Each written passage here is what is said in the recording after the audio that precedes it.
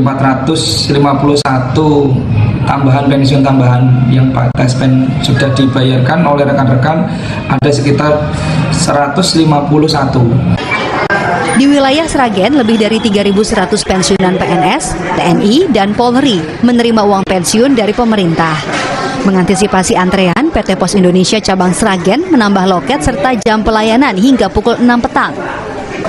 Bagi penerima dana pensiun yang tidak dapat datang langsung ke kantor pos, PT Pos Indonesia juga menyediakan layanan pengantaran dana pensiun ke rumah penerima tanpa dipungut biaya.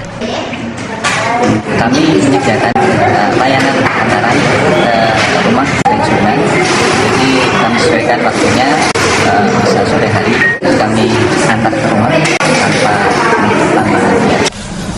Di kantor pos Induk Kota Semarang, pensiunan mendatangi kantor pos untuk mengambil dana pensiun. Petugas kantor pos pun dengan cepat melayani dan mempermudah pencairan dana pensiun. Sebelumnya, dana pensiun disalurkan langsung ke rekening bank masing-masing penerima. Namun, mulai 1 Juli 2025, PT Pos Indonesia bekerja sama dengan PT Taspen resmi meluncurkan layanan pengambilan dana pensiun di kantor pos terdekat.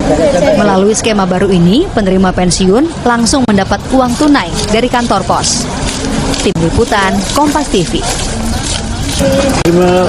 Tahun depan, Bapak Presiden dengan beroperasinya RDMP Balikpapan menambah kurang lebih sekitar 100.000 lebih barel per day untuk solar, maka kita bisa juga umumkan sekalipun belum kita dorong ke B50, itu kita sudah surplus untuk solar. Jadi mulai tahun depan Indonesia tidak lagi melakukan impor solar karena antara konsumsi dan produksi kita udah cukup. Kita lagi berpikir kalau memang kita mau dorong ke B50, maka jumlah solar yang surplus kurang lebih sekitar 4 juta ton itu kita akan konversi untuk membuat produk aftur, sehingga di 2026 insya Allah solar kita sudah clear, afturnya juga bisa kita produksi dalam negeri.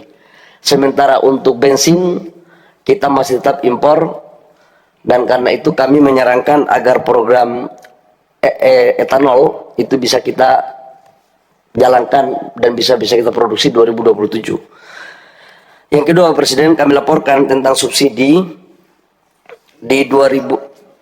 Slide-nya sudah selesai, nggak usah dipasang terus ya. Slide-nya sudah selesai kan? Slide-nya ya, ini sudah Pak Presiden. Saya izin lapor berikut. Mana asropnya itu? Ya. Ya. Slide berikut bicara tentang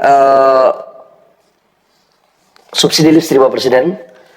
Dari total subsidi listrik antara subsidi dan kompensasi dari 37 golongan, 24 itu yang subsidi, 13 sudah dapat golongan, itu kurang lebih sekitar 210 triliun rupiah untuk kompensasi dan subsidi kita di 2025. Sudah termasuk sekitar 12 triliun untuk pembayaran kita ke PLN dari diskon listrik pada saat bulan Maret, April, Mei yang diputuskan oleh Pak Menko waktu itu, Pak Presiden. Dan ini masih on the track, belum ada perubahan anggaran tambahan, masih sesuai dalam batasan APBN. Yang berikut saya laporkan kepada Presiden tentang listrik desa. Jadi Bapak Presiden, listrik desa ini seperti kemarin di Sumatera Utara masih ada beberapa, sekalipun listriknya sudah 99,9%, tapi masih ada kurang lebih sekitar hampir 50 desa di 4 kabupaten yang belum ada listrik. Ternyata itu bukan karena persoalan banjir saja, tapi memang jaringan listrik kita yang belum ada di sana. Jadi ini adalah akumulasi dari 5.700 desa yang belum ada listrik, 4.400 dusun.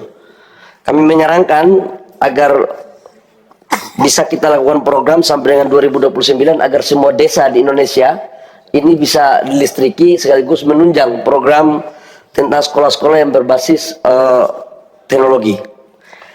Kami laporkan Pak Presiden terakhir menyangkut dengan lokasi bencana. Hari ini menyangkut dengan listrik kita di Aceh. Untuk Banda Aceh, total kapasitas itu sekitar 110 megawatt kapasitas pembangunan di Banda Aceh. Dan alhamdulillah tadi malam sudah rata-rata 60 megawatt untuk kebutuhan Banda Aceh sudah tersaluri. Sebagian kita pakai genset.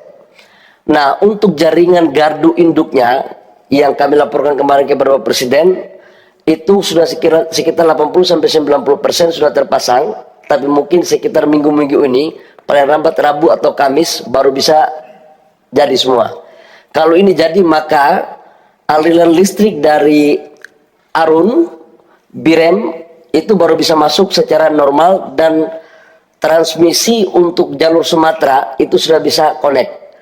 Andaikan pun ini connect, Bapak Presiden, kami laporkan bahwa belum bisa teraliri semua kepada desa-desa yang ada, karena sebagian desa-desa yang infrastrukturnya masih parah, jalannya nggak bisa kita masuk, itu pada tegangan rendah, itu tiang-tiangnya jatuh. Dan ada sebagian desa yang memang masih banjir, masih ada air. Kalau ini kita paksakan untuk dialiri listrik, itu akan berdampak pada kecelakaan di masyarakat.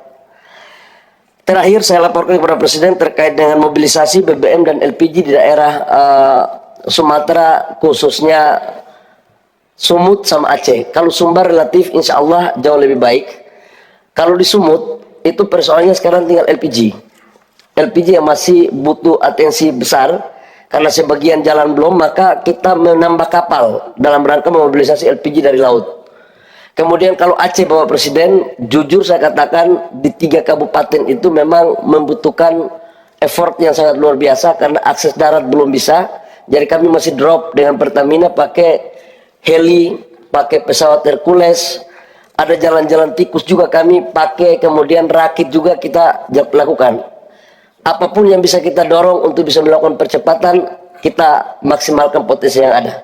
Demikian laporan Bapak Presiden dari kami. Assalamualaikum warahmatullahi wabarakatuh. Selanjutnya dipersilakan Bapak Menteri Sosial terkait bantuan sosial, BLT reguler dan tambahan 3 bulan, sekolah rakyat, serta penyaluran logistik di daerah bencana. Untuk selanjutnya nanti Menteri Kehutanan untuk persiapan.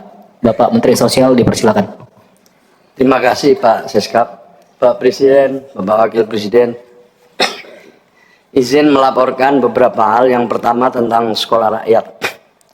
Alhamdulillah 166 sekolah rakyat semuanya telah mulai beroperasi. 67 di bulan Juli, Agustus ada 37, dan pada bulan September 66. Semuanya telah dilengkapi dengan laptop siswa, laptop guru, smartboard, dan juga seragam sekolah. Ada 15.945 siswa, 2.407 guru, dan 4.442 tenaga kependidikan. Kaitannya dengan bencana, ada 9 sekolah rakyat yang terdampak. Aktivitas belajar mengajar berhenti sementara, sebagian siswa dipulangkan sementara, kondisi sekolah sekarang dalam tahap pembersihan. Alhamdulillah tidak ada korban. Kemudian